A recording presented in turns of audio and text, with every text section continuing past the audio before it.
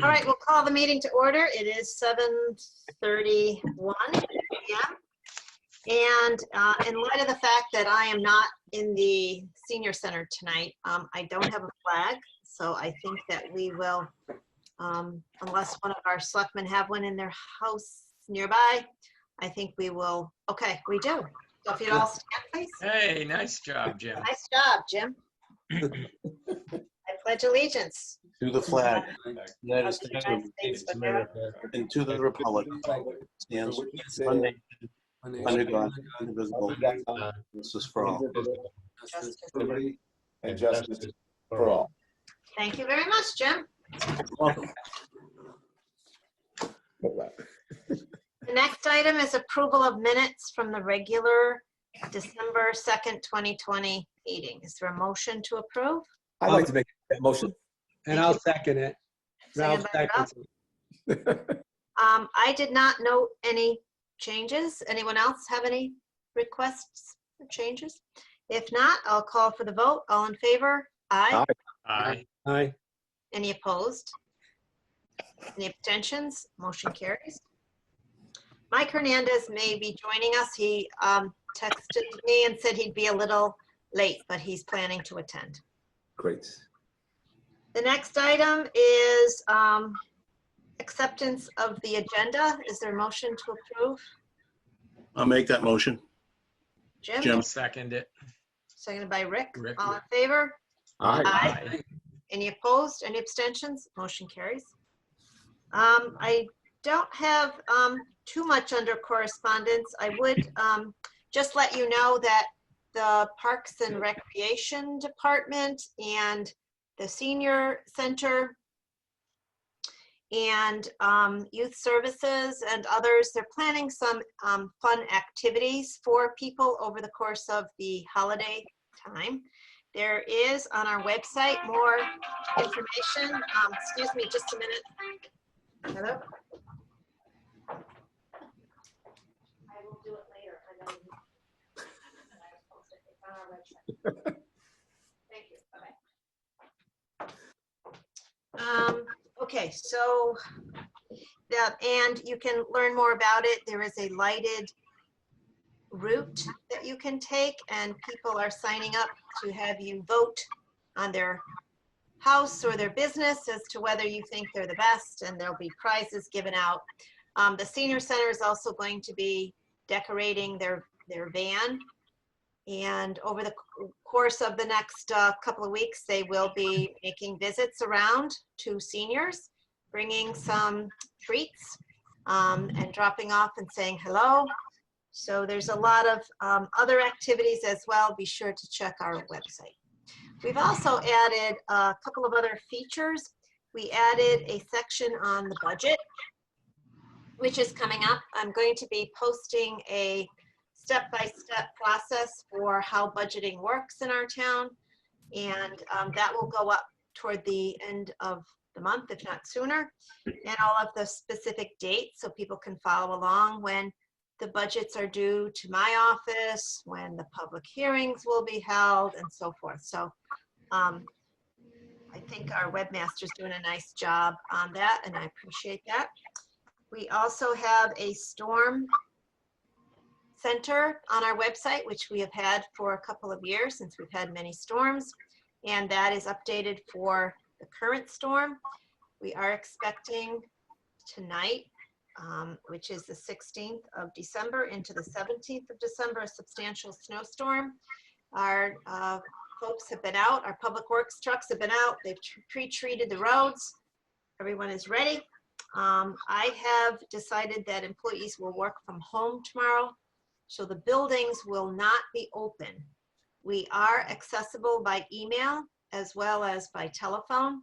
So we are working, and if you need something, you can access that. We'll be checking our email in particular. That's really the best way if you can. But if you also want to leave a message on the telephone, you can do that as well.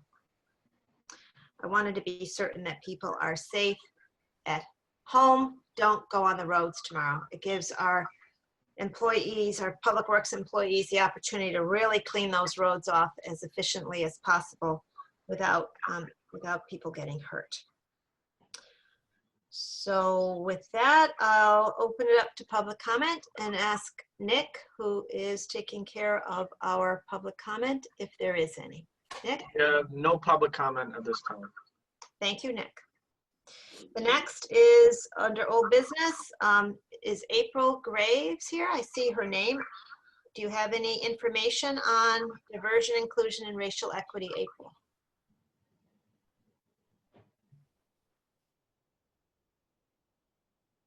I have an update on the task force. So our next meeting is going to be July 12th at 7 p.m. on Zoom B. January 12th? January 12th, I'm sorry. January 12th, yep. Okay. January 12th at 7 p.m. on Zoom B. And it's actually going to be a pretty important meeting that we're having. We're going to be having a training with Elizabeth McGee through Sustainable CT on diversity, equity, inclusion. And we will be receiving in advance to that meeting a survey from her so that she will be able to specify a training for us based on what the task force members are really looking to understand from her, getting to know more. And that's going to correlate to our forum that we're having in February. We've scheduled that for February 22nd at 7 p.m., which will also be on Zoom. And that will have to do with the Board of Ed, Youth Services, the Police Department, and our task force. And we'll be working on questions based off of what we learned from the townwide survey that we'll also be putting forth. So after the training on the 12th with Elizabeth, we will be developing survey questions for the town. It will be a townwide survey that'll go out to everybody. It'll be available online. There'll also be paper questionnaires available for those that are not able to access through the online service. We're going to advertise in the River East, through Facebook, through the town website, and through the River East and the library also, so people will know that that's happening. And based on the survey results of that, that's really trying to learn where the town is at right now when it comes to DEI issues, because for the task force, we need to know what our starting point is. You can't just jump right in and start, at step 5 if our town is more at step 2. So that'll give us a good starting point to know where our public forum should be at and where we should be starting from. And as far as other things besides the task force, the Portland Social Justice Coalition is meeting tomorrow night. That'll be at 6:30 p.m. And they are going to be having a guest speaker from Connecticut Coalition of Race Amity. They'll be coming to speak to our group to learn about what their group has done so far. They're more established. They've been a longer group than we have. And then the Portland Library has started a forum also, and that their next forum will be January 28th. And they're reading books and just having book discussions on books that have to do with social justice issues. All their information can be found on the library website. And then just one last question, and it's based off of prior things that we had heard from the Board of Selectmen meeting, was back in, I want to say it was June or July, there were 2 gentlemen that joined the board to discuss training, and we were just wondering if that's something that's going to be continuing. Is the training going to be implemented, or is it going to be more of an independent thing for the town commissions to do? That was Joe DeLong and Ron Thomas from CCM.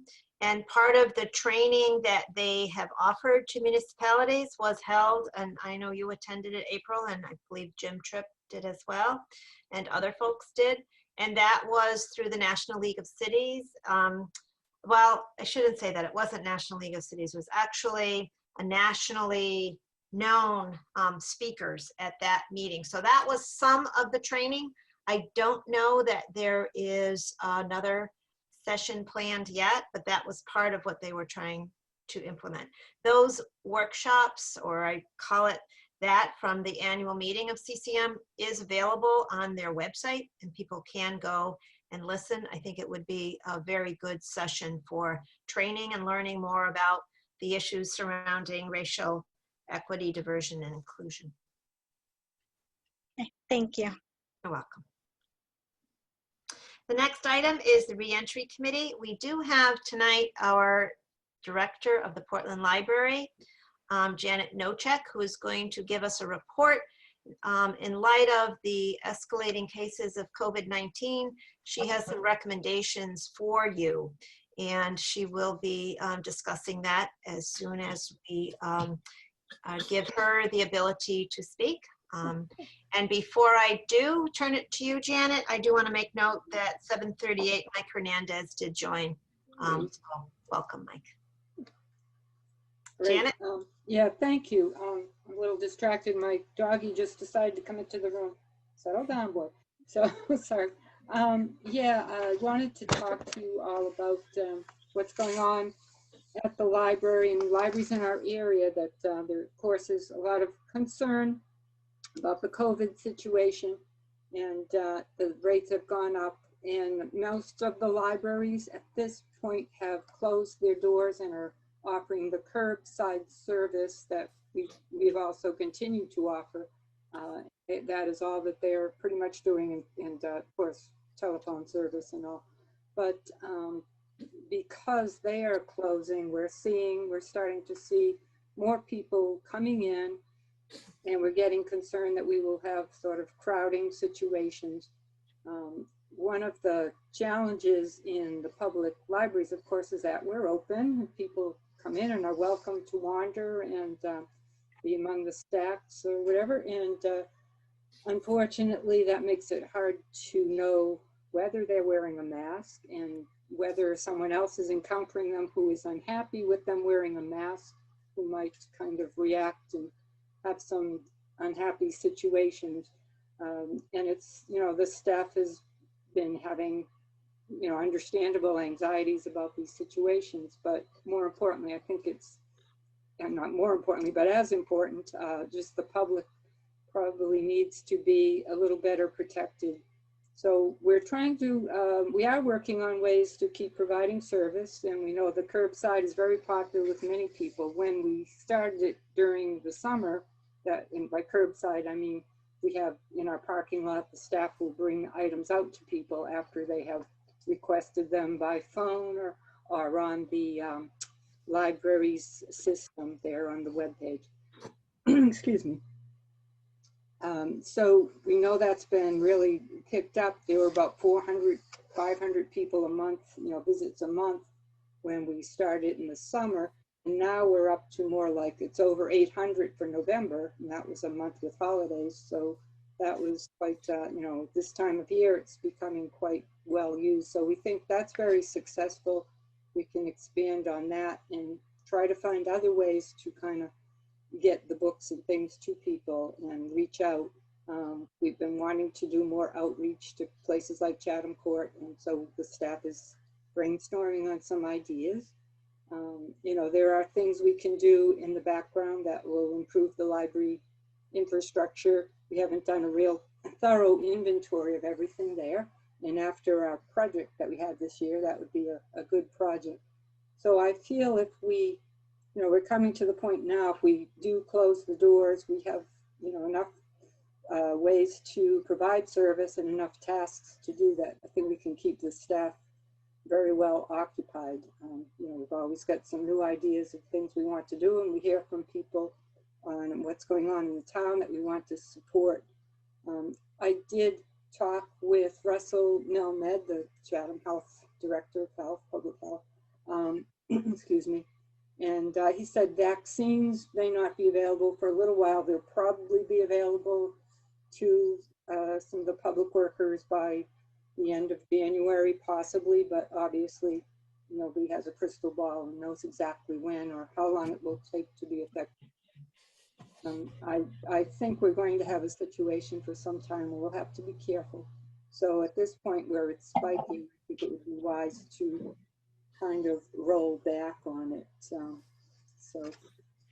that's my recommendation, is that perhaps this coming week that we are closed, starting the 21st. We're scheduled to be open tomorrow, which obviously we're not going to be there at the building tomorrow. So Friday we're open 10 to 2, and we are not scheduled to be open Saturday. We have not been doing Saturdays to keep things up. We don't have as many staff on Saturday. So we do only curbside. So we'll be getting ready for the next round of services. And of course, the holidays are next week. But so it might be a good time to do this change. So, Thank you, Janet. you're you. welcome. I'll open it up to questions from the selectmen. Hey, this is Ralph. I guess I'd have a quick comment, just that I would note that when we were on the other side of when to reopen, I know that in the conversations I had with Jan and the conversations that were had at the directors for the library, spent a lot of time talking about trying to time it correctly to make sure that we weren't the first one to be out at a gate, because we'd have a situation where we would get flooded from people from different towns. Well, I guess we're kind of on the other side of it now, that we have the same situation going out the other way. So I understand what you're saying, Jan. Obviously, the concern is that if we're the only library in town, then we have to worry about that same situation of having lots of people inundating us. I have a question. Have all or most of the, I'm looking at your December 15th letter and you reference Middletown closing, but has like East Hampton, Glastonbury, Cromwell, some of the other neighboring towns, have they closed their doors as well? Yeah, East Hampton has not. I think everyone else that I know of in the area has. Glastonbury has. They did that a while ago. Cromwell has not been open for a while. They have curbside only. And we have Glastonbury, Cromwell. There aren't many that are fully open at this point, in truth. There's actually a map which doesn't really keep up altogether. There's a map of the Connecticut libraries that are, what stage they're in, but there aren't too many that are fully open at this point. East Hampton is, and I've been keeping in touch with the director there. Last week we were saying we're both doing okay, but then things seemed to really reach ahead this last week or so. And, the staff were very concerned and some very good points. Have you ever considered what a lot of the banks have done, where they're open by appointment? Like the door's locked, the staff is in there, and you call ahead and they'll let you in. They'll let a couple people in at a time, or one at a time, depending on, I guess, what bank it is. Or they're letting a few in. Right. Yeah, we have considered that. At this point, I think we kind of need to really not let people in unless it's, if they really have to use a computer and we can't arrange for them to use one outside the building, which we're going to try to do. We actually, I'll talk a little bit if you have time about our grant that allowed us better Wi-Fi access. So the Wi-Fi should be very good out in our parking lot after that's installed, which is due to happen this Friday. So, excuse me, I think that would be the safest way through the holidays and for a couple weeks after that, and then maybe we can see. I'm just thinking, if you let anyone in, it's hard to let a few people in and not others. And it's sort of a situation. I think we need to get settled and get our processes and, kind of plan how to do it better before we jump into that. Honestly, I mean, we could do it if you really think that we need to do it, but I would rather hold off on the appointments. I talked about letting people in, having a few at a time to use computers perhaps. But the thing is, after talking to the health director too, he said you're safe when you're behind the plexiglass. You're going to a store and the clerk is behind the glass for the most part. And that's fine, but when people are in there asking for help with the computer or the copier or the, it's really hard for the staff not to interact. It's just not in the nature of what we do, and the interactions are there. So you have to get close to people occasionally. So it's difficult. So I think while it's spiking, it might be good to not have any of that.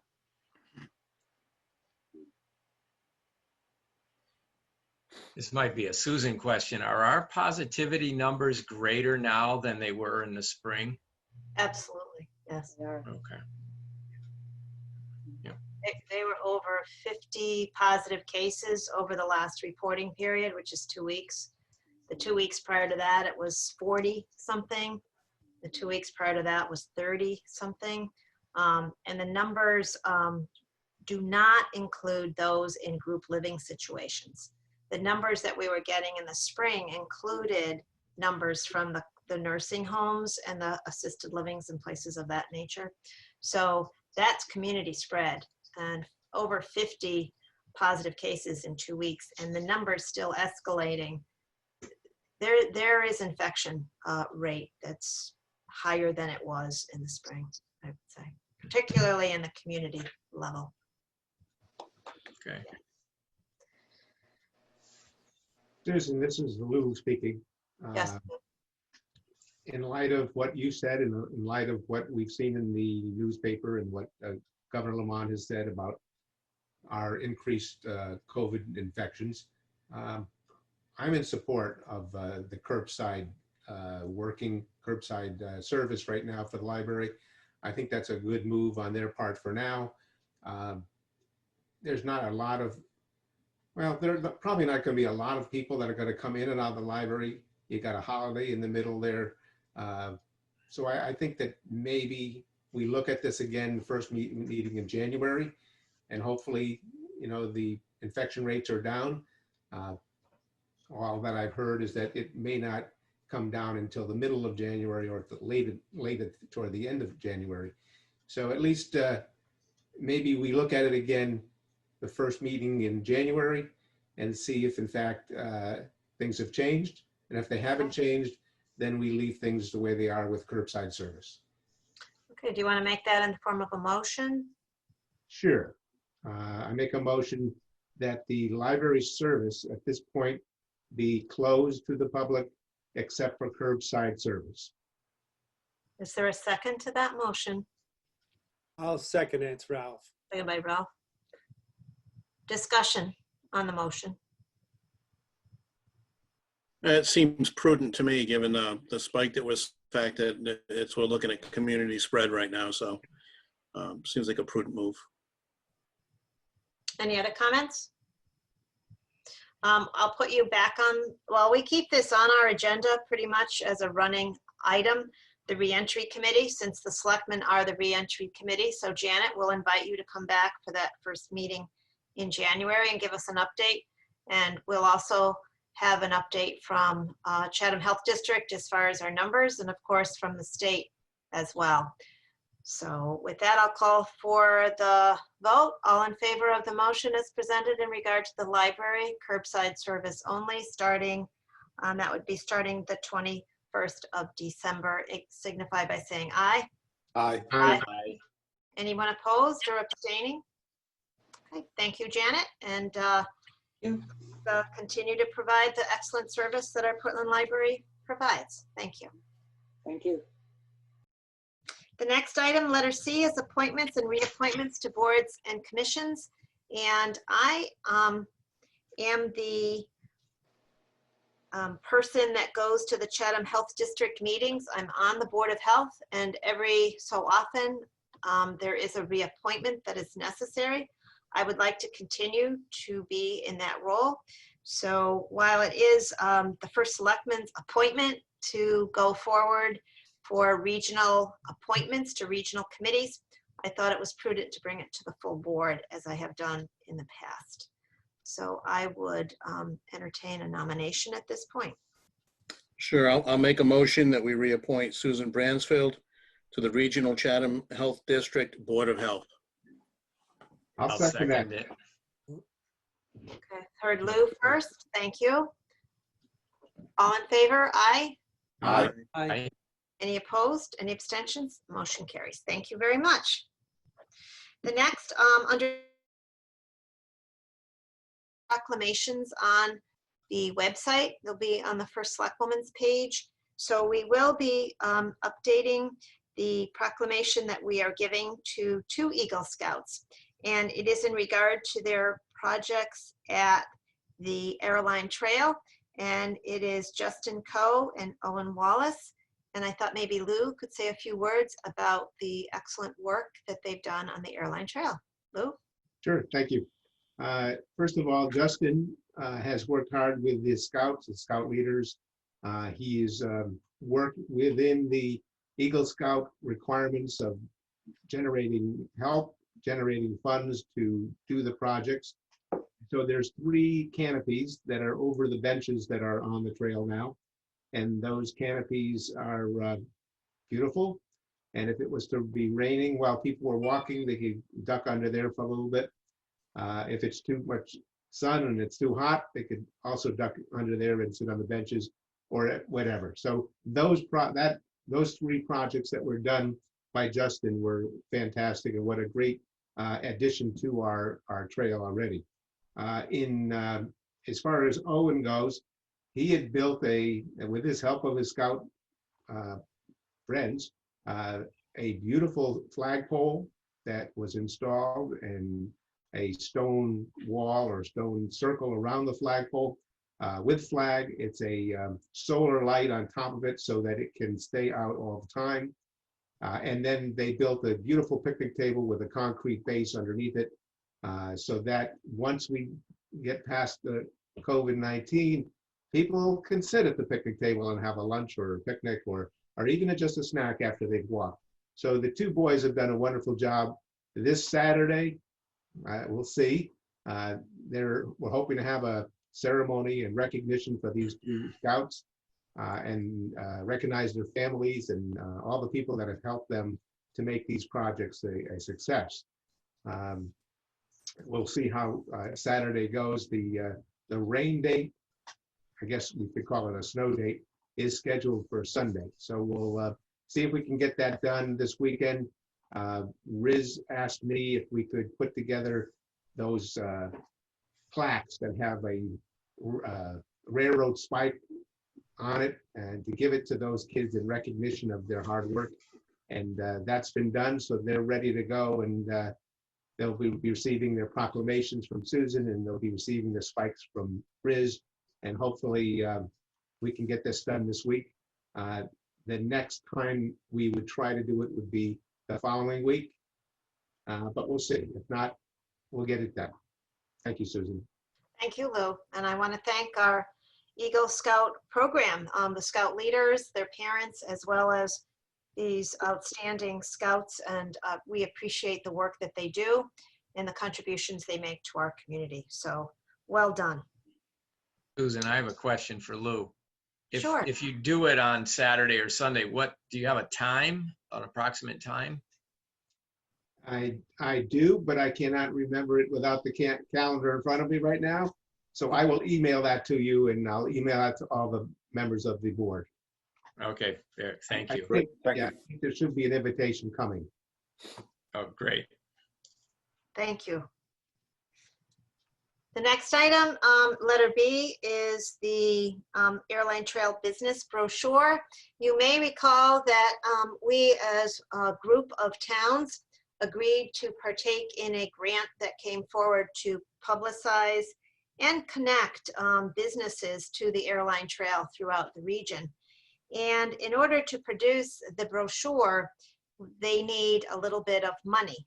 The Economic Development Commission has dedicated $1,000 of their marketing fund for this brochure that will include a map and a naming of different businesses that are available adjacent to the airline trail in Portland. And they are requesting that we allocate $2,000 to them. My thinking was we could take it out of our contingency account. I think it's something valuable, and it's something that could be very helpful to our business community, as well as to those people who visit Portland and live here and use the airline trail. Certainly in light of COVID-19, our businesses, we want to preserve and help them as much as possible. This is just one more tool to use to try to help them. So again, Lou, I don't know if you want to make a couple comments on that as our person that works with the Airline Trail Committee. Sure, Susan. I think it's a great idea in the sense that whenever you go to another place, you're visiting or you're vacationing, you see those maps, and on those maps, it identifies the different businesses that are in the area to encourage you to shop at those places. So this is another way of getting people to enjoy the trail, but also understand that there's some great opportunities within the community for the things that we have nearby, whether they be ice cream or whether they be the grocery store, the gasoline station, the pharmacies, the restaurants, the fruit and vegetable stands that we have. So, and we have a winery and we have a brewery that's coming in soon. So these are things that I know that Willimantic uses very well.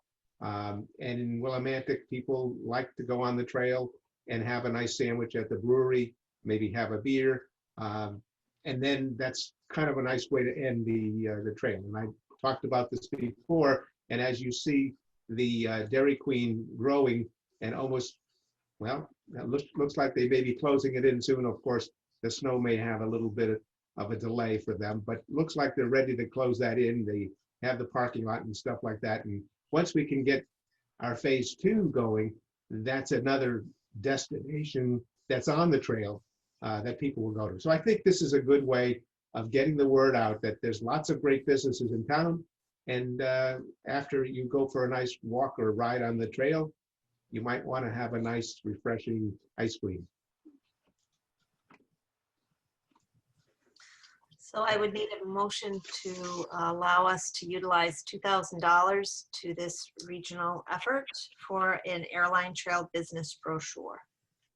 Sure, I'll make a motion that we allocate $2,000 from our contingency funds in support of this airline trail business brochure.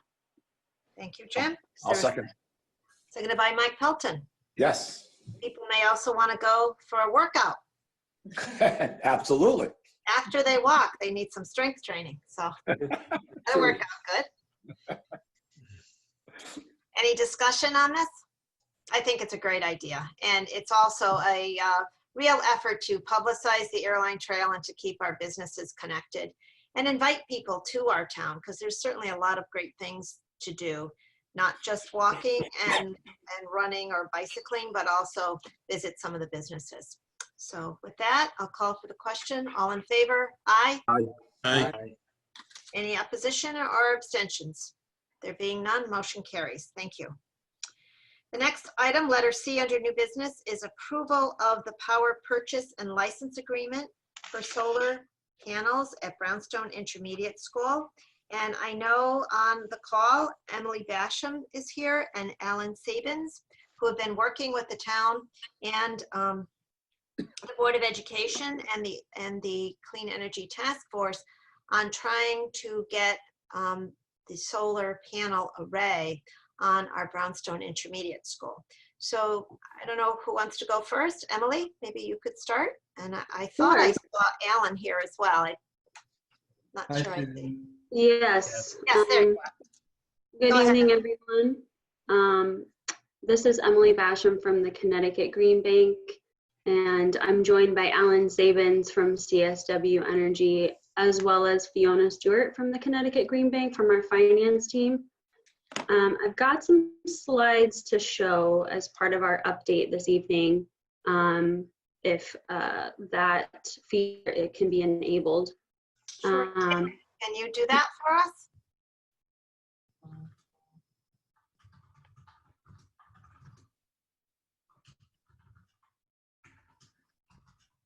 Nick, can you hear me? Yes. Yeah, I just gave her co-host, so she should be able to do it now. Thank you very much. Are you seeing the slides or We are. full screen? I can see the slides, yeah. Yeah. Okay. Yep. Okay, great. All right, so we are coming before you guys again with the Solar Municipal Assistance Program that we've been using to support the solar project at Brownstone Intermediate School. And we're before you this evening to provide an update from the last time we were able to join you in October at your October 7th meeting.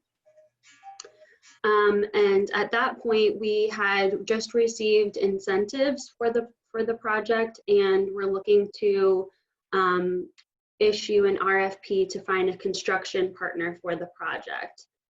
So we're here tonight to provide an update since the last time we were here. Just a little reminder, the Solar Municipal Assistance Program is a Connecticut Green Bank program. We partnered with CSW Energy as our technical partner. And this whole program is really just to provide kind of a full suite of support for municipalities who are, need assistance scoping solar opportunities for town properties. And then we provide assistance, all the way from scoping through to financing. So part of that is securing the incentives, as well as finding our contractor partner to build the systems, and bringing before you a power purchase agreement to finance the system. So we appreciate the support we received in the last meeting to move forward with the project and enter it into the RFP. We presented some preliminary pricing, and we had to execute the RFP to kind of finalize that pricing. So we're coming before you tonight to show you that final pricing and just get a final blessing on moving forward with the project. And just a reminder about what the power purchase agreement is. This sort of project, the Connecticut Green Bank actually owns the system, so we're responsible for providing all of the upfront capital to construct the project, and we manage the system's maintenance and operation through the life of the system, which is a really great way for municipalities to go solar. You're simply purchasing the electricity that is coming off of these systems. So we're offering solar electricity to kind of replace your utility electricity at a discounted price. So we've come before you with a discounted solar price in October, and with the hopes of, through an RFP, lowering that price even further. So we're happy to share that we were able to do that through the RFP. So here's the project. It's about little over 67 kilowatts. We'll be generating 77,000 kilowatt hours. Your current utility rate at the school is just over 17 cents. Initially, when we brought the project before you in October, we were quoting kind of a preliminary PPA rate of just over 10 cents. And through the competitive process, we were able to lower that price even further to just over 7 cents. Great. So the electricity that we're providing from the system will be a discount of about 59% to your current utility rate. Any questions so far on the project or No, that's great. PPA? Yeah, so we're really pleased to be able to do that, and part of that is through bundling this project along with 16 other projects from 4 other towns that are participating in this year's round of the program. And we'll be,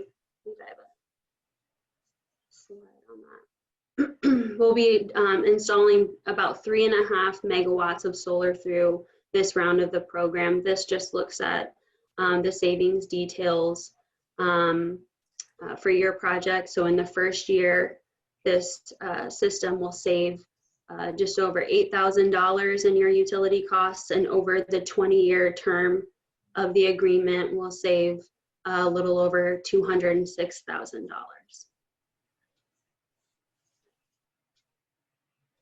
So I just have some more slides on the larger program, but that's the update we wanted to provide on the final pricing we were able to secure for the project, and answer any questions and get a final blessing on the project.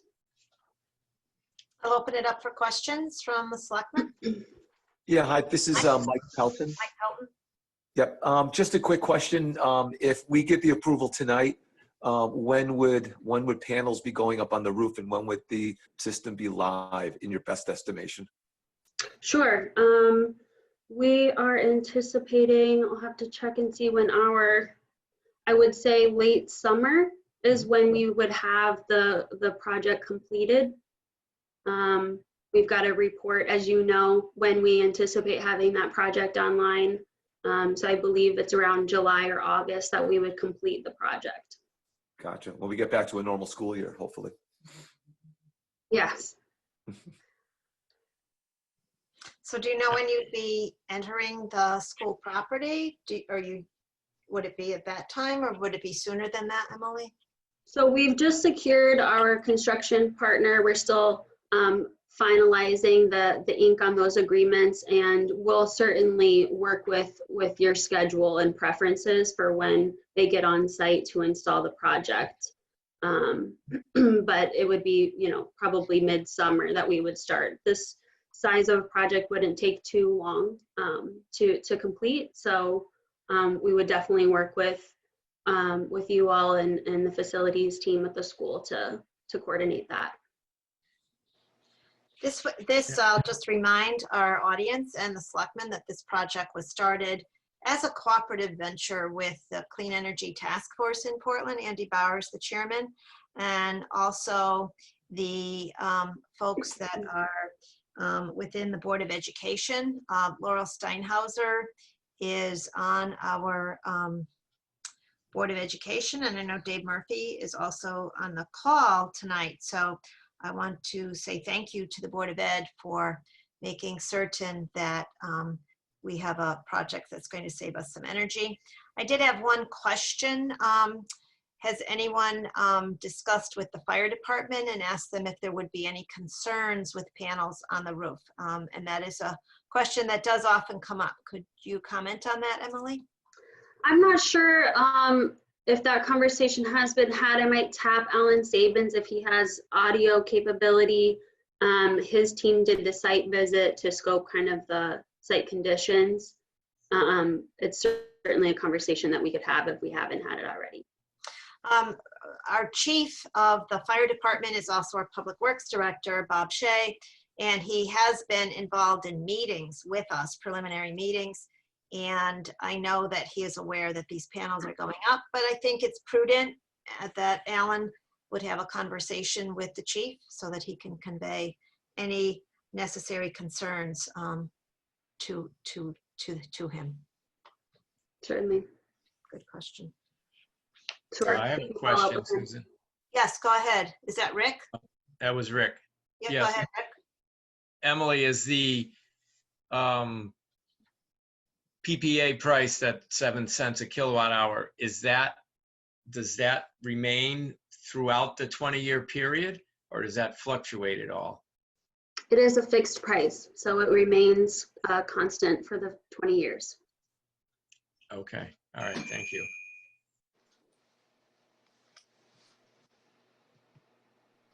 Other questions? It's Mike Pelton again. Just one other question. Maybe I'm getting ahead of it. But if this is as successful as it looks and such a good deal, if we were to add on additional buildings in town, would we be able to get this same rate, or would the rate perhaps be less, or would it have to go through another bidding process? So this rate is very site specific. It factors in the build cost for this particular building. It also factors in the incentives for 2020 and the tax credits for 2020. Those are two things that will change in 2021.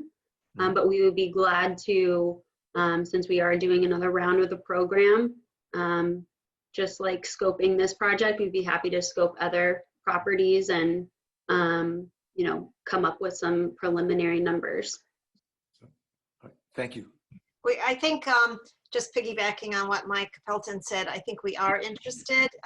There may be some other buildings, and we may also have had some roof replacements that have occurred and that may occur, so that we are interested in perhaps talking the next round.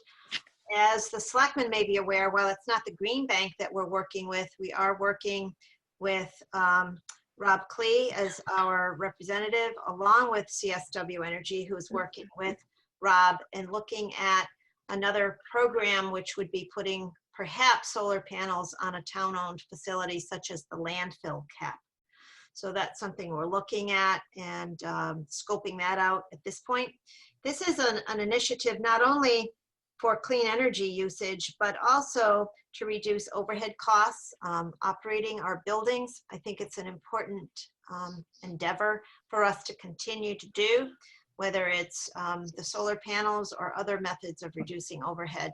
It's a goal that we have as a board and as a town. So I want to compliment everyone involved with this project, because I think it is something that we've been wanting to do for many years, and now we're successful. So congratulations to everyone involved. I did share with the selectmen the draft of the contract, and I am asking for the following. I'm going to read the resolution so that everyone can think about this before a motion is made to accept. Whereas the municipality intends to enter into power purchase agreements with CEFIA Solar Services, Inc., the seller, which is a subsidiary of the Connecticut Green Bank, pursuant to which seller will install renewable energy systems at 314 Main Street, Portland, Brownstone Intermediate School, which property is owned by the municipality, and seller will sell the electricity generated by such systems to the municipality over 20 years at a rate of 0.073 cents per kilowatt hour, which is the power purchase agreement obligations, as more particularly described in that certain power purchase and license agreement by and between seller and the municipality, and it's known as the PPA. The substantive form of which is attached hereto and made part hereof, subject to final modification and negotiation, which I have shared with the selectmen. Be it resolved that the municipality be and hereby is authorized and empowered, acting through the first selectwoman, in accordance with the requirements of any applicable charter, bylaws, ordinance, or code, to obtain the PPA obligations pursuant to and upon the terms and conditions contained in the PPA. And be it further resolved that the first selectwoman of the municipality, acting alone, be and hereby is authorized and empowered and directed to do all things that may be necessary or appropriate to obtain and consummate the PPA obligations, including execute the PPAs and all such other agreements, instruments, documents associated with the PPAs, as seller shall reasonably acquire, with all such additional terms and conditions as such first selectwoman shall determine to be necessary, useful, or required in furtherance of or in order to give effect to the purpose or intent of the resolution set forth herein. And further resolved that any acts of the first selectwoman of the municipality, acting alone on behalf of the municipality, taken prior to the day hereof, which would have been authorized by the foregoing resolutions, be, and they hereby are, individually and collectively ratified, confirmed, adopted, and approved. And this has gone to our town attorney, which is Mirtha Kalina, and Bruce McDermott is the attorney that is working with us on this. And this resolution was approved by him. And there are some final tweaks to the agreement that he is working on with the Green Bank's attorney. And our insurance, Kerma, has also weighed in and made certain that the insurance coverage is there as well. So is there a motion to approve this resolution? I'll make the motion. Ralph. Thank you, Ralph. Is there a second? I'd like to second it. Seconded by Michael Pelton. Further discussion on the topic? I just have a quick, Go ahead, Ralph. I have a quick comment. I know, Mike, you asked about that rate, but just Emily, I'm assuming that rate also ties in the fact that you had this larger project tying together 4 towns and whatever number of projects you spoke. That ties into that rate, right? It's also at least achieving that locked-in rate was tied to the bundle of all of the projects you put together, wasn't it? Or is it separate when you calculate the rate? Is it separate for us or is it tied to the bigger project? So this rate is specific to this project. It's not like every project in the bundle is receiving this exact rate. But we were able to lower it from the preliminary rate that we quoted because we were able to offer the industry a larger portfolio of projects. Yeah, that's what I meant. Now, I Yes. know it meant that this rate wasn't what everyone's getting, but it's driven off the fact that you were able to offer all of it to get Correct. funding. Mike Pelton? No, I think Jim had a question. Okay, Jim? Oh, no, not a question, just a commentary. I mean, this is a win-win. It's going to save us money year over year for the next 20 years. And it's perfectly in line with our goals for a more sustainable Portland. So this is terrific. And if I understand correctly, because of the way this is priced, there is a little bit of, we need to actually act on this. We don't want this to take into 2021. I assume that's correct, right? Yeah. Correct. Yeah. Further discussion or questions or comments? Susan, Mike Hernandez. Hi, Mike. Hey, does the intermediate school have any cooling system in it right now or no? They have window units, but they do Yep. not have a central cooling as far as I know. Has there been talk about putting AC units, cooling systems in these schools or no? Well, that'll be part of the whole endeavor, with the Sightlines project, I think, to take a look at that. And any comments on that, Mike, from your perspective? Well, the only thing I just worry about is if we handcuff ourselves, like if we have to put an air handler on the roof or anything in the future, we will no longer have that option. So we would have to look into other ways of cooling the school. And I was just, I don't know if there's any room on that roof left for if we were ever to try to cool the school down. I mean, I believe this is a great thing. Don't get me wrong. I was just thinking future, if we're ever going to try to cool the rooms down for the students. Mm-hmm. I don't know where we would put air handlers on the roof anymore. Right. There are ways around it. I know that there are, but I was just curious if there was any room left on that roof for air handlers if we needed them. Do you know Emily or Alan? I'm not sure if Alan can unmute himself or not, but this is at this point it's a conceptual design. So if there was some maneuvering we wanted to do on there, if you had some kind of prospectus location for additional HVAC, that's something we could move around. It's mainly the size that we're locking in with the project. Okay. But we can definitely work with you to see where we can maybe move some things around to other places. Okay, so panels can be moved around if necessary. Yes, this is conceptual. Oh. Okay, thank you. Hi, this is Alan. I just got unmuted. Everything Emily said is accurate. So this is a conceptual design that was meant to create a baseline for the contractors that bid into the program. So this is not the final design set. So once the contractor is on site and working with the Board of Education, if there are areas where it would be more advantageous, that will be certainly taken into consideration at the time. Okay, thank you. You're welcome. Hey, Michael, this is Ralph. Yeah, that's a good point because if I recall listening to the preliminary discussions they were having about what type of numbers they were talking about in terms of improvements, there was a good amount of discussion about that specific thing in those, especially given the fact of what we've dealt with for the last 9 months. That was certainly something to be in consideration. You're right when we talk about that.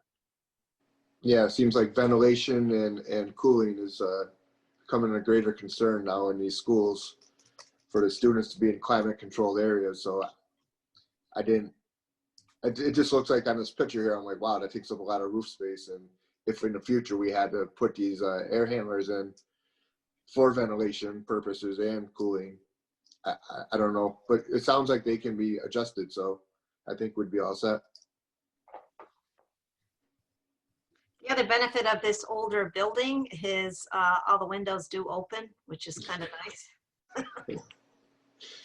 Kind of an old-fashioned way of getting a little cooling in there, but there are some good windows on that building. So, but it's a point well taken. And Alan, as we proceed, that is something we will definitely consider and work with Carl Johnson on that, as well as I know Mike Hernandez has an interest in our building projects going forward. So I'd ask that you also be conferred with on that, Mike, so we can do the best that we can for now and for the future. Okay. Sounds good. Thank you. Other questions and comments? Susan, this might be kind of a dumb question, but you mentioned it is, well, we all know it's an old building. I assume we're keeping it like the plan is we're going to be using this building for another 20 years if we're going to have these panels on there. Or is that the assumption anyway, that this building's an integral part of all our school buildings? Well, I think when we look at this building and the historic nature of the Brownstone School to Portland, whether or not it's used as a continual educational institution, I certainly hope the building isn't going anywhere. And there certainly are other opportunities. As you know, we do rent out some of this building to a special education company, if you will, a nonprofit that does utilize space.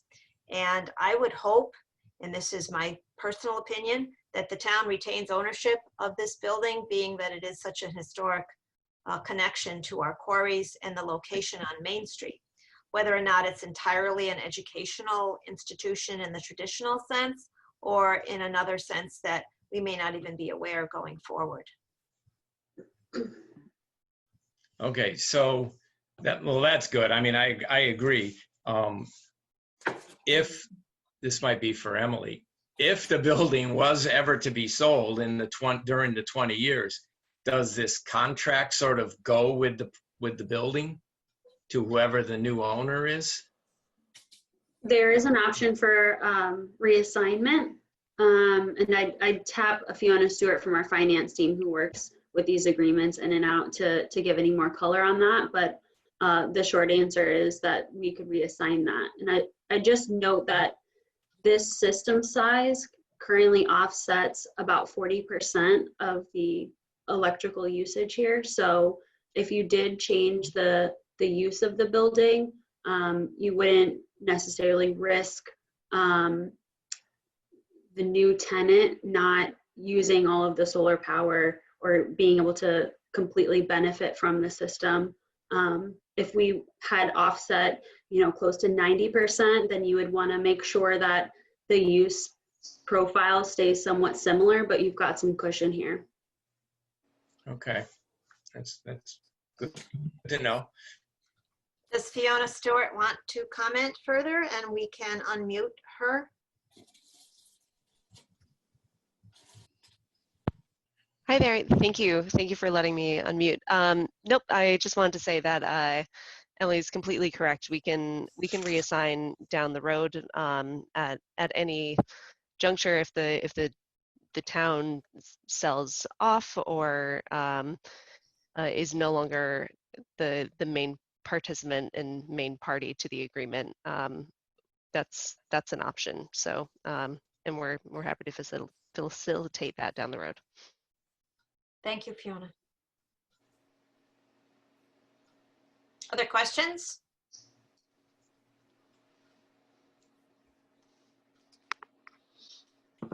I just one question while you're unmuted, Fiona. In terms of the contract that we are signing, are they similar to all the other municipalities? I know there may be some particular nuances, but in general, is this a conceptual plan about how a power purchase agreement would work for a municipality and the subsidiary of Green Bank? Yep. This template, this is the standard template agreement that we're working from, and each town has a couple of changes, but there has been many, and I've been in the conversations with Martha Kalina in regards to the Portland PPA specifically, and I think we're pretty much finalized. I think there's one last thing to wrap up tomorrow, but for the most part, we're just waiting for the go ahead from here. But yeah, it's based off a template, and we did that to standardize the program across the board and make sure it works for everyone. It is a license agreement. I want to point out the entity is not renting the roof. Rather, they have a license to enter and to have this product on the roof, but it is not a lease per se. So it is considered a license in that it's a use of our building, but it is not a rental agreement or a lease agreement. Also, the panels are not subject to tax.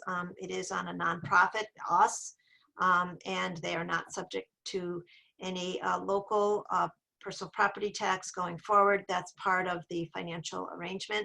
So I wanted to be certain that the selectmen were aware of that as well. Should the law change in any regard, the owner of the panels would not be subject to tax. So that is part of the way that we are able to get that reduction and hold that reduction in the rate going forward for the 20 years. So the benefit to the community is that we save in electricity costs, and we have a fixed price going forward for, as Emily pointed out, 40% of the electricity that is used in that building at the present time. I have another question. Are these panels, what's their life expectancy? I mean, are they expected to last the 20 years, or might they have to be replaced after 10 years or some other time frame? Yeah, great question. The panels are actually warranted for, most panels are warranted for 20-25 years in terms of the entire system. Usually we anticipate an inverter that changes the electricity from AC to DC to need replacement after about 10 years. But we anticipate those costs. We anticipate having to make that swap out, and those are all the responsibility of the Connecticut Green Bank as the owner of the system. So I wouldn't have any costs that you all would have to bear. Okay, thank you. Anything further? I believe the motion's been made and seconded. Am I correct? It's been a while since we did that. Yes. Okay, and there's no further comment or discussion, so I'll call for the question. All in favor? Aye. Aye. Aye. Any opposed? Anyone abstaining? Motion carries unanimously. I want to thank you, Emily and Alan and Fiona, for coming and helping us understand this product better. Was there anything further that you wanted to add? No, thank you. It's been a pleasure working with you all, and Portland was actually the first town in the program, so you kicked us off, and we'd be glad to work with you all next year, looking at potentially some additional projects on other sites. But of course, we'll be circling back on a couple of items that you noted this evening in regards to the system design and connecting with the fire chief and things like that. So thank you all for the approval. Great. And for your time tonight. Thank you, everyone. Thank you. Thank you. Thank you. Good night. Good night. Next item is discussion of a possible ordinance on shooting ranges. And I had shared with the selectmen one in particular, and then followed it up from a research assistant from CCM, some additional ordinances from throughout the state. But the one that I did highlight on our agenda tonight was the City of Stamford ordinance, and it was provided to you previously. don't expect that you'll have certainly any decisions tonight, but I wanted to have something in writing for us to look at. And I'll open it up for comments, discussion, and get it rolling here. So this is Ralph. The first thing I would say is obviously there's a very few of these that were originally created, then everyone kind of piggybacked and took them because there's lots of verbiage across them that looks the same. So if we could find one of the ones that has all the verbiage, we'd be all set. But it is interesting that they do, you could see, especially like Stamford, I think Bridgeport had similar, if obviously they're in the same region. So they piggybacked and took the language that was used by the surrounding towns on some of them. So that was interesting to see.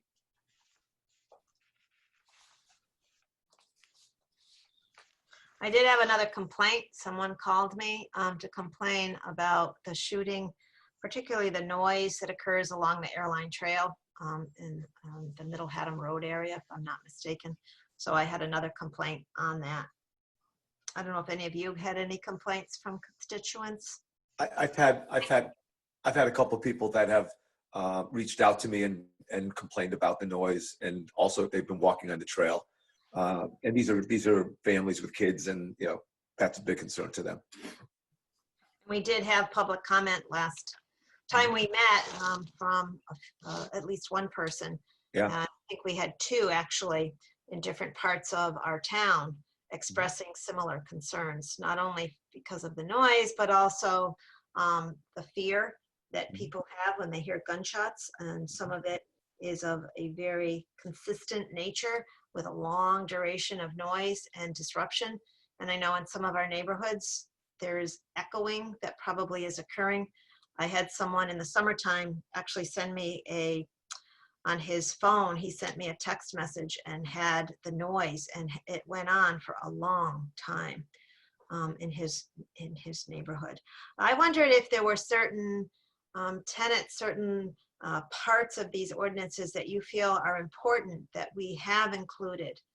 So I wanted to kind of focus and zero in on that. We can always change verbiage, but if there's certain things that we need to have in such an ordinance, I wanted to talk about that a little bit. Susan, I have a few things I Blue, we'll start with Blue. Yeah, in the interest of safety, and I think that's one of the things that we need to highlight. And in the density of population of housing in different parts of the town, that the Stamford model looks good. Obviously, there's some things that they talk about specific to Stamford that we would cross those out right away. They have a Cove Island Park, and we wouldn't use that language. The things that I would see that would be included that seem like reasonable things that you would want to put into an ordinance are the distance from a shooting range. And I'll talk about shooting ranges later, but if in fact there is a shooting range or a target range that people are using, I noticed in some of the information you sent us, people use 500 yards as a distance between homes, roads, parks, trails, things like that. So those are some of the things that I think could be included. As far as the shooting range itself, much of the information talks about authorized shooting ranges. And the authorized shooting ranges are authorized by the chief of police. If in fact there are shooting ranges that are not authorized, are they legal? And if people are using their backyards as shooting ranges, then maybe they need to be, maybe they need to be authorized, or if they cannot be authorized, then they shouldn't be used as shooting ranges. So that's a question I have. I don't know the exact answer on that. The other thing that the gentleman mentioned about it sounded like it was a semi-automatic or automatic weapon. It was a high caliber rifle that police use or SWAT teams use or military uses, and it's a military weapon. And in the state of Connecticut, those are not allowed by state statute unless they were owned before 1994. So if in fact this person just bought it, then this person can't use that rifle according to state statutes. So that was one of the things I was concerned about. And then the last thing is that we do have an ordinance on decibel level, and that there's certain things that you can do, and there's certain things you can't have in a yard or near people that are too loud. And there's a certain level of decibel that is acceptable, and there's certain things that are unacceptable. And one of the things that seems to be in conflict with this situation is that a high capacity rifle has like 150 to 160 decibel level, which is about 50 decibel levels beyond what is accepted in our town ordinance. Now, there's rifles, and then there's not any discussion about rifles per se, but the decibel level of these rifles that I think this person's using are higher than the decibel level that's acceptable by the ordinance of the town of Portland. That seems to be all I have for now. Obviously, this is something that I think needs to go to a hearing, and I'd like to hear people on both sides of the issue. But I think that the safety of our residents and children, and even the operators of these weapons, is really paramount. Thank you, Susan. Thank you, Lou. Mike Pelton? Yeah, I mean, just to echo a little bit about what Lou said, I think safety is the big thing. And I don't know who approves. Lou mentioned the police chief, but I don't know how it's done in other municipalities or whatnot, or what the procedure is in order to set up a range. But I would imagine that proximity to the homes is important. The noise is important. Also, the use of it. So, for example, if you have a private property where maybe they've had a range in the past, and now we have the trail going by it, does one have priority over the other? I'm not sure what all the rules and regulations, but it is a hot topic. I know people on both sides of it are pretty heavily invested in their feelings and opinions on it, but I think it is something we need to look at and try to come down to some good workable decision for both sides. So it's going to take a lot more discussion, I think, to get to the bottom of it. There's a lot of unknowns. I'd like to know, and I just don't know those now. Anyone else? Yeah, I was, a couple things. I agree, Lou's points were the main points that I was thinking about. The only thing I would say is that typically in looking at them, they haven't, I know that Stanford's obviously called out air rifles and stuff like that, but I think that's a good idea to talk about in terms of the noise level, because that's really, I think, one of the parts that gets people the most.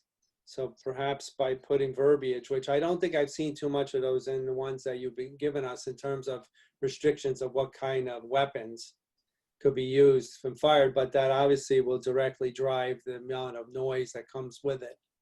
The other thing I would say is, Lou, I think you meant 500 feet, right? You said 500 yards, but you meant 500 feet, right?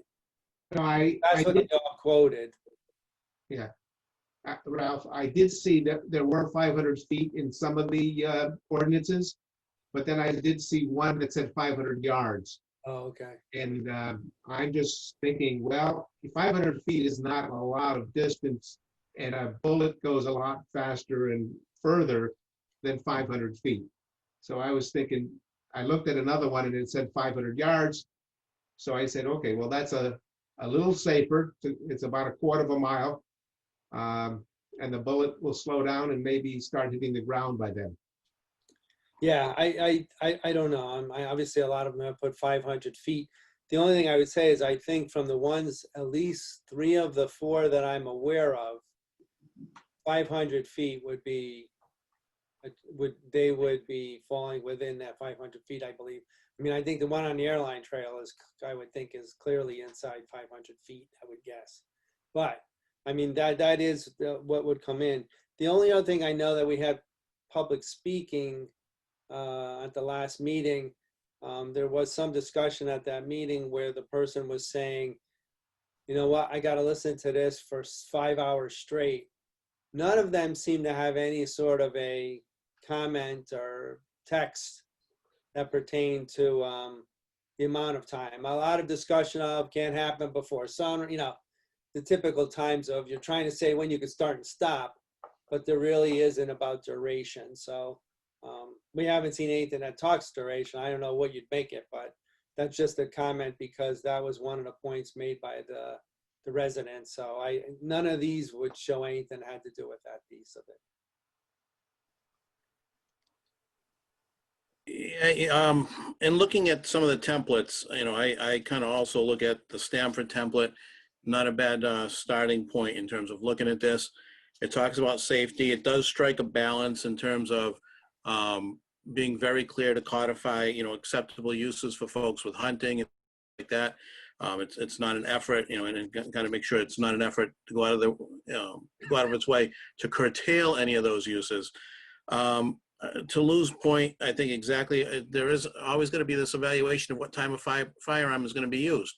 You know, if you're shooting, you know, a 44 that's got a muzzle velocity, you know, 1,400 feet per second, that bullet's, you know, going to travel a certain distance.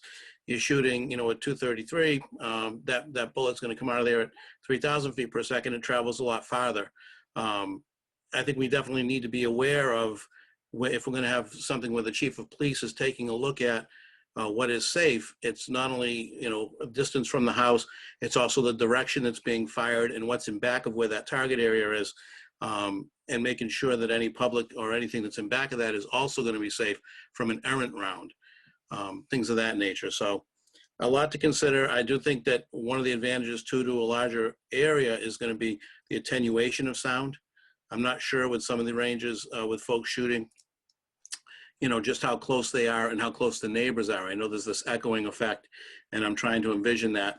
And I also think probably looking at, you know, operational timeframes. I know hunting is typically dusk to dawn, dawn to dusk rather. And I, for example, sitting here in my office, you know, even just about an hour and a half ago, 2 hours ago, you know, I was hearing some folks, you know, some gunshots from somebody shooting, and of course it was dark for about 2 hours at that point, or for a good hour and a half at that point. So, you know, what are going to be the hours of operation and things like that, I think also is something we should probably talk a little bit about in terms of safety. The complaint that I had earlier this week had to do with the shooting range near this particular resident's house, and the shooting was occurring in the dark. It was not during daylight. So he had a lot of concerns about that. Yeah. Mike Hernandez, you have any comments? Yes, pretty much I'm touching up on what everyone's saying. The notes that I have taken down pretty much to say I'd like to see the ordinance say something about distance and acreage of land, duration of time of the shooting, and time of day. I think those are the 3 points that we should probably, you know, justify whether or not these shooting ranges can exist. They need to fit that criteria. The only thing I didn't like about the Stanford thing is that when it said chief of police with written consent can authorize these shooting ranges, I think there's a lot of gray area in that, like where he could be playing favoritism or not. I just want something that's cut and dry, and our police only to enforce this ordinance. I don't want them to decide whether or not it's legal or not for them. I just want them to enforce the ordinance. I don't want them to make the decision. And that's all I have to say about that for now. Good. How do you want to proceed? Do you want to have me put something together and we put it out there for a public hearing? Are there any of you that want to take a crack at it? Or, I mean, I'm happy to look at it with Captain Ron Millardo, see if there's a draft, take some pieces, some elements of the different ordinances and bring it back to you the next time we meet, which is the first meeting in January, not too far away. And then we can put this to a public hearing And then I think you'll probably get some additional comments and some other interested parties that will shed some light on this. I mean, just in conclusion, I'm hearing a lot of discussion from you on safety. There was some mention of density of housing, certainly the distance from houses for the range to be located. The authorization and what is the definition of an authorization for a range? What kind of criteria would mean a range would be authorized? Noise is a big element of this, and it crosses over into our noise ordinance. And I will tell you that having some experience with noise, you need to have either a certified engineer that is able to measure the noise, because then in order to implement the ordinance, you really have to have a justification of what the decibel level is, and it has to be measured. And we hired an engineering firm actually to come out and measure noise a few years ago.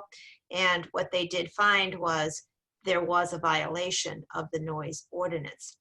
But there is a cost to that, and we would need to clearly define how we would go about measuring that decibel and have someone on call that could go out and measure the noise so that we could enforce the noise regulation. So that's something for us to have some more discussion on.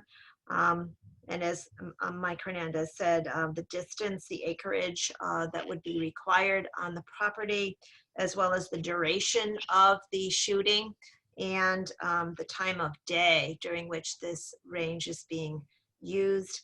I think you also mentioned something about, there was something that you said, Lou, about 500 yards from homes, the proximity to roads, the proximity to parks and public trails, and whether or not the high caliber weapons can be used and whether or not the weapon that is being utilized is legal. So there's quite a bit here. We can put a draft together, put it out to a public hearing, and that may be of some help to have the community make comments on it. Does that sound like a good plan? Yes, Susan, if you'd like, I'll work with you and Officer Millardo or Captain Millardo. If you'd like, I can join you guys. Just send me an email me. Thank you. Thank you. I'll get in touch. Appreciate it. Susan, I have a question. The existing, these range, like this range along the airline trail and the one that we had the complaint about a few weeks ago. I guess have they been approved? I mean, are they legal ranges in town? I know that Ron Millardo did go to the range that's in the area of East Cotton Hill, and he indicated that it met the safety rules, if you will, or at least it appeared to be safe.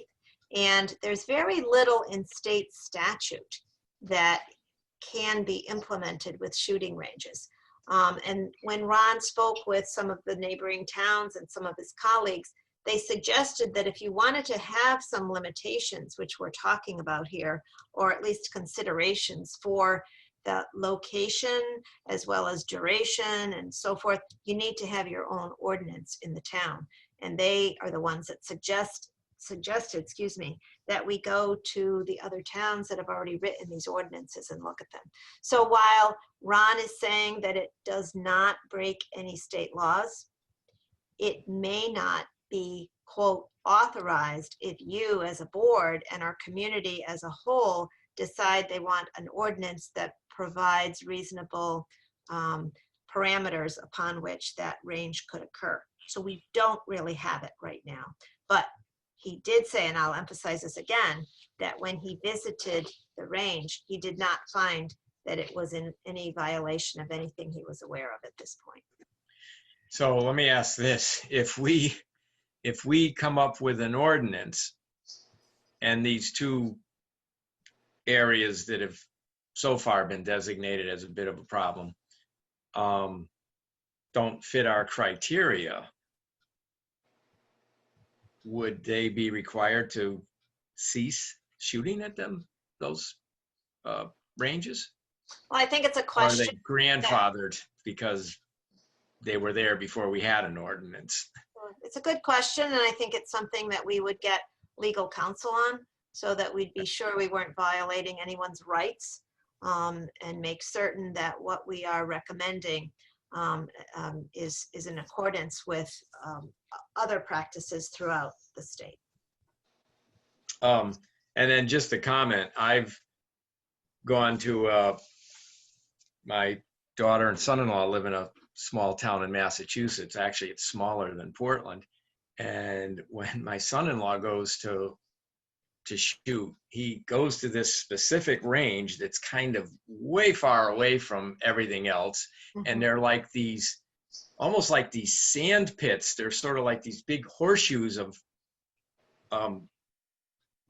dirt piled up all around. So it muffles the sound. And plus everybody's wearing earmuffs.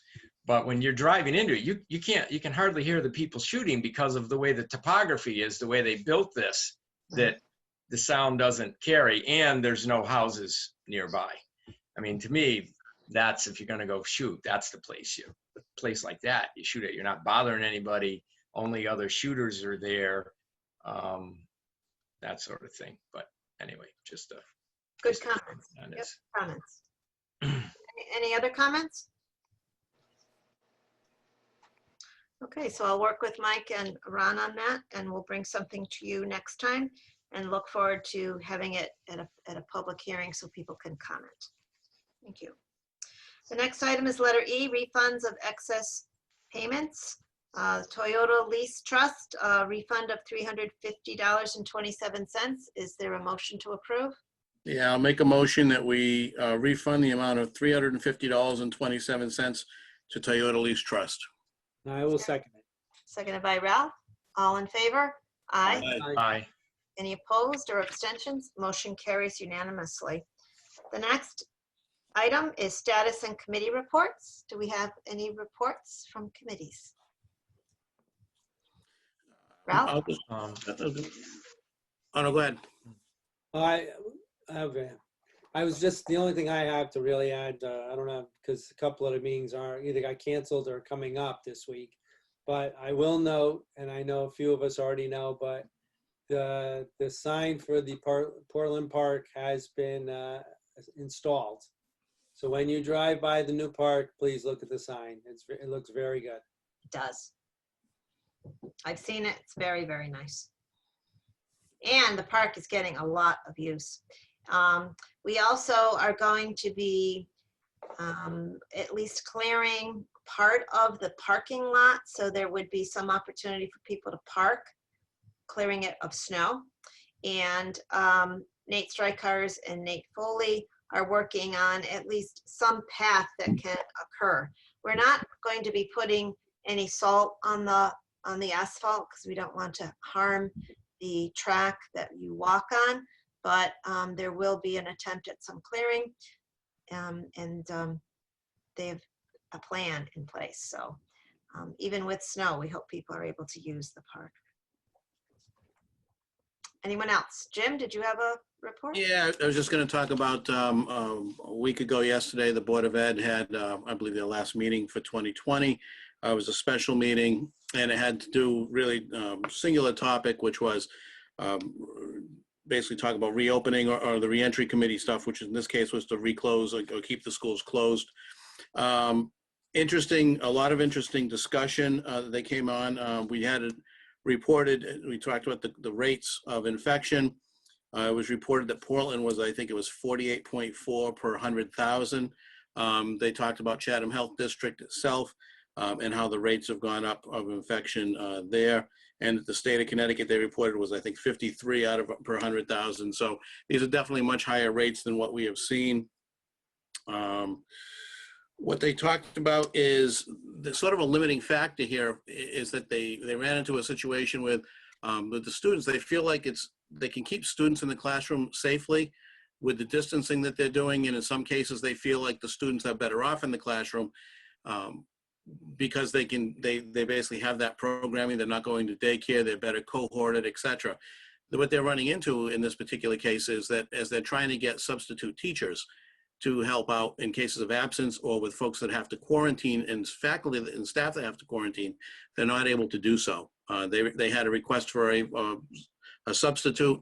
They were looking for one, and Dr. Britton reported that they were not able to get that. So what they've decided to do is they actually put a plea out, and they got some response really from some Portland residents that responded.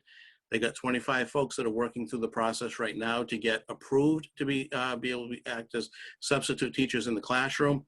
That's normally a 2 to 4 week process. They're planning on roughly 4 weeks with the holiday to go through the fingerprinting and all the things that have to be to make that appropriate. So what they voted to do is to basically accept Dr. Britton's recommendation that they're going to keep the schools closed until January 8th, 2021. Which I think is probably prudent, even it helps out a little bit in the holiday. They also talked about, in terms of their priorities for staffing, if they've got some limitations. And again, I thought this was interesting, and also I thought it's sort of some very smart programmatically when they're looking at how they're gonna do this, is that as they're focusing on staffing, they're really gonna focus on K through 6 first. The idea being is that those K through 6 students, getting them back in the classroom, it's much more critical. It's much more difficult for the parents when that group's in the it can't be in the classroom.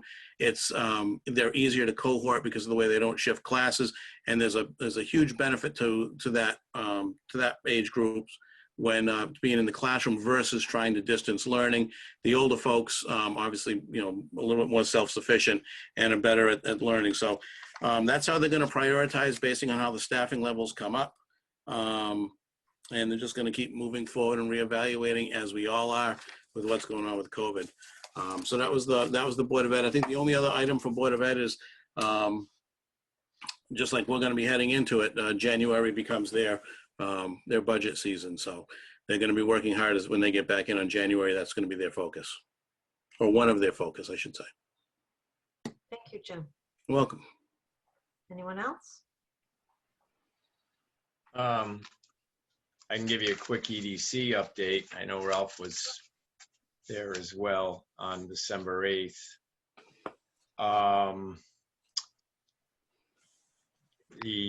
Mary commented that Brainerd Place is moving ahead. They're moving ahead with their financing. I guess the principals, probably, I guess Dan, they've had to put some more of their own money in because there was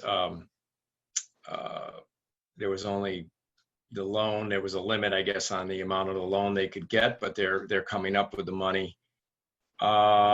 She said the financing should close by the end of this month.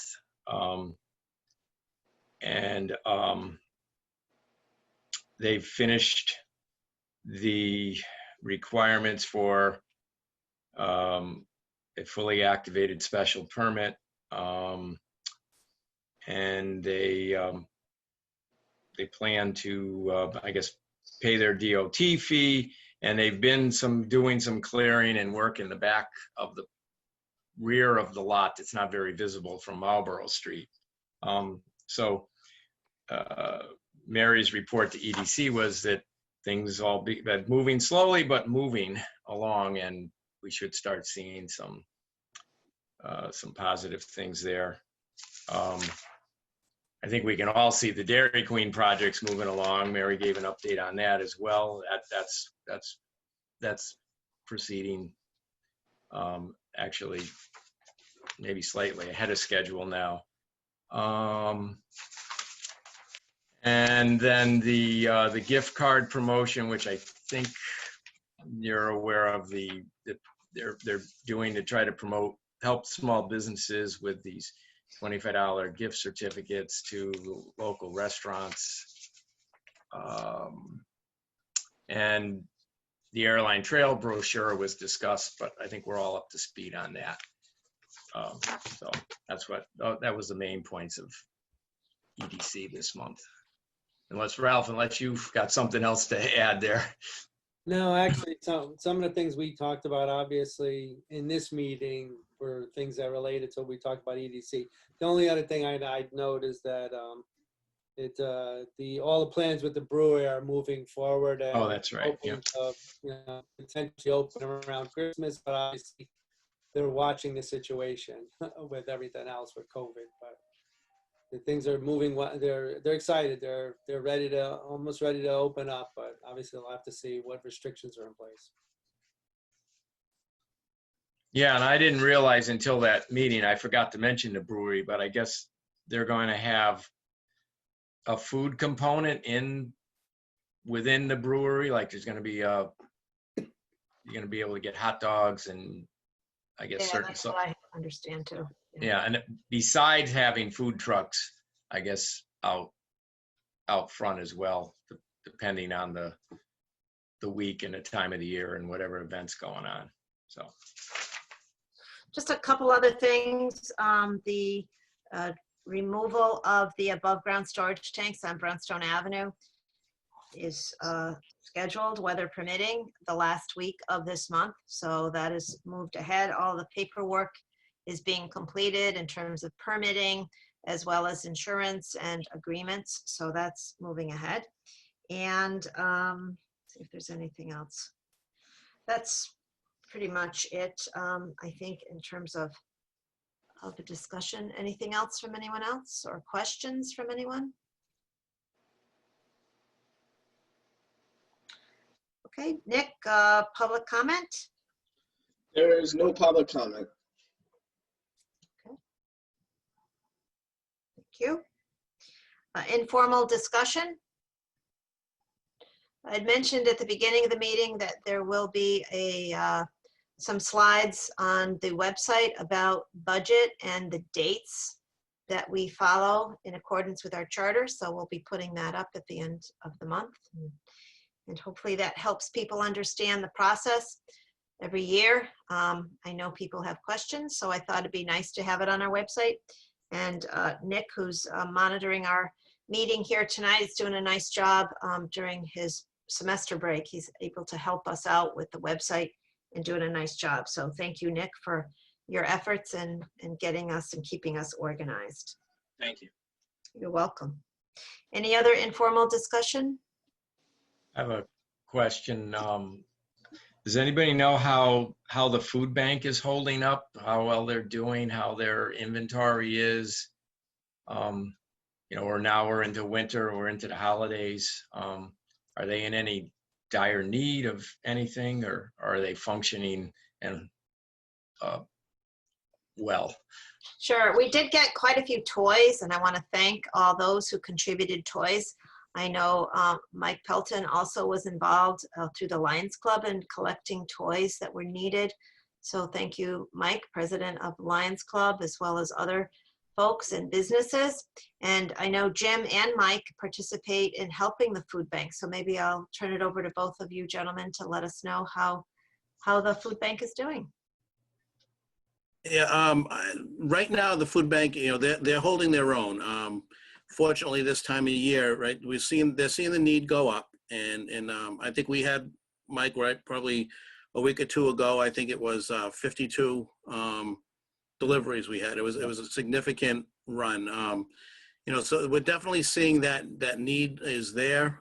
It's going to be very curious, depending on how quickly relief proceeds, at the federal level. To help out with unemployment, et cetera, to see how things are going to go in the turn of the year, because a lot of things expire. So there's that concern. But as it sits right now, they're holding their own on food. Folks have been very generous with donations. And from a toys and gifts, we were very fortunate. And just in case any kids watching, I won't say too much, but they've had some really good donations to help basically kids right from birth to 17 years old. Depending on the different categories they fall into. So that's been fortunate. But they're keeping an eye on it. And I can tell you the folks, my hat's off to the folks that work behind the scenes of the food bank, and the amount of work that they do. The hours that they put in and the amount of work that they're doing to keep people that are food insecure to provide some sustenance for them is incredible. And we're very lucky to have that crew and the success we have, as well as the folks who continue to donate and support the food bank to the level that they are. I don't think we can say that often enough. Yeah, I couldn't agree with you more, Jim. I mean, until I started doing this with Jim, I had no idea how much work they did, how passionate they are about the whole thing. And it's great. So Portland's really fortunate to have them. Absolutely. Yeah, I would say Jim or Mike, just keep us posted that from my experience, they always did well with collections, especially during the holidays. But then you get those lean months like February and March, and sometimes things could dwindle down. So we should just keep an eye on that. That's all. And happy to assist if taking a turn for the worse, let's say, just bring it to our attention. Yeah, I think that's exactly right, Rick. I think you've got that. We have that potential for increased need paired for the time of season when there's reduced capacity. So we definitely have to keep a good eye on it. There is a farm to food from farms distribution Monday, the 21st in Middletown at St. Vincent de Paul Place, that people in need can go and get some of that fresh food that I know Christy Carpino helped us with that a few months ago, and that is always welcome. So I'll just make that announcement. But again, thank you to all of the service organizations and individuals, our businesses. My office has received several calls and also several checks that people have been able to contribute. And as I mentioned a few minutes ago, the toys that people have contributed. It's really heartwarming to see the generosity of our community. Anybody else have any questions or information they want to share? Okay. I don't have anything to add on the follow-up items, so I'll entertain a motion to adjourn. Move. Adjourn. Motion made by Jim, seconded by Rick Shaw. All in favor? Aye. Aye. Aye. Any opposed? Motion carries. It's 9:12 p.m. Thank you. Good night, gentlemen. Happy holidays, everybody. Yeah, Merry Christmas. Everyone stay safe. Holidays. Everyone stay safe. Take care.